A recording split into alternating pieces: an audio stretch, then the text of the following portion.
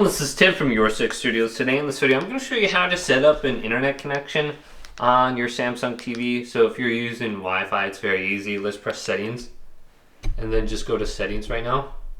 And then under here, let's go to all settings and going down to connections. Then go to network on the top and then go to network settings. So you can see I'm already connected to Scump right here, but I want to go to network settings. Go to wireless unless you got a wired connection on the back of your TV.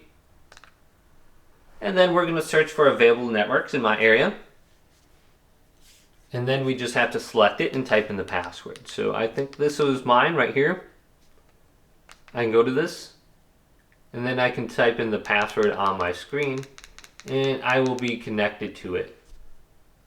And once I'm connected, I should be able to just connect, and I should be able to use the internet. So it'll go from Scump to whatever one I just connected to, Aries 5G, and I can select it now, and I can decide which one I want. So I can go back and forth between the two.